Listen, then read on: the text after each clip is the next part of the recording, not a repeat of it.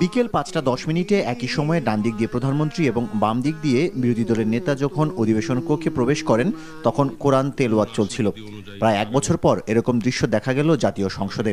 দিনের কার্যসূচির শুরুতেই সংসদে যোগ দেয়ায় বিরোধী দলকে স্বাগত জানান স্পিকার।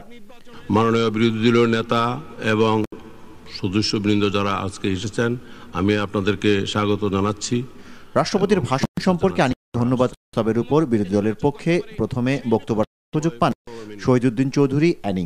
আপনার দাওয়াতের অনেক অপেক্ষা করেছিলাম, যদি একটু দাওয়াত দিতেন, চা খাওয়াতেন, তাহলে হয়তো আরো অনেক আগে আমরা পার্লামেন্টে আসতে পারতাম। মাননীয় স্পিকার,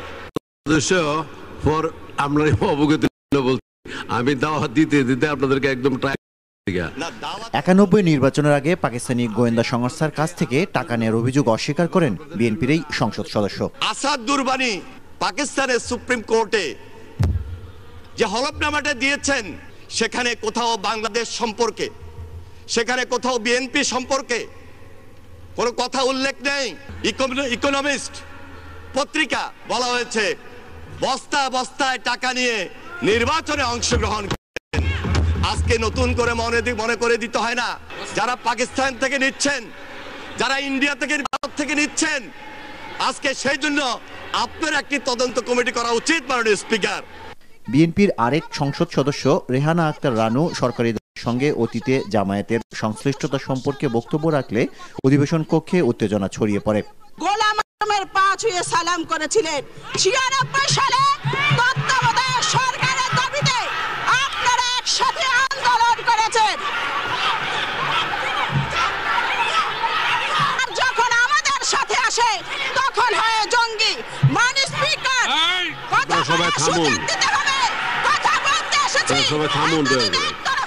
সরকার ও বিরোধী দলের চিফ হুইপ সহ বেশ কয়েকজন এমপির হস্তক্ষেপে পরিস্থিতি শান্ত হয়। আপনারা বসুন, যার দ্বারা আসুন, আপনারা বসুন। মাগরিবের নামাজের বিরতির পর অধিবেশন আবারও শুরু হলে জাসদের এমপি মঈনুদ্দিন খান বাদল সংসদে অশালীন ভাষা ব্যবহারের সমালোচনা করেন। বারংবার লক্ষ্য করছি এখানে যে ভাষা ব্যবহৃত হচ্ছে, এই ভাষা ন্যূনতম শালীনতা বোধ অতিক্রম করছে। এরপর সরকার ও বিরোধী দলের চিফ হুইপের বক্তব্যেও পাল্টাপাল্টি অভিযোগ অব্যাহত থাকে। ২৫ তারিখ থেকে গত বৃহস্পতিবার পর্যন্ত এই সংসদে শহীদ রাষ্ট্রপতি জিয়া, বেগম খালেদা জিয়া, তারেক রহমান সম্বন্ধে কি বক্তব্য রেখেছেন সেইগুলো আমাদের কাছে আছে।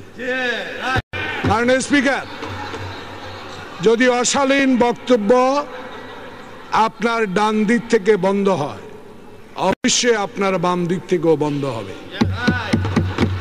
আজকে লজ্জা হয় সংসদ সদস্যপদ রক্ষা করার জন্য ৯০ দিনের যে সাংবিধানিক বিধিবিধান রয়েছে সেইটা রক্ষা করার জন্য, বেতন ভাতা নেওয়ার জন্য আজকে এখানে উপস্থিত হয়েছেন। আমার মনে হয় বুথের মুখের আমনাম, এদেশের মানুষ আহম্মকের স্বর্গে বাস করে না। এর আগে বিকেলে জাতীয় সংসদে বিরোধী দলীয় নেতা কার্যালয়ে বিএনপির সংসদীয় সভায় অধিবেশনে যোগ দেওয়ার সিদ্ধান্ত হয়।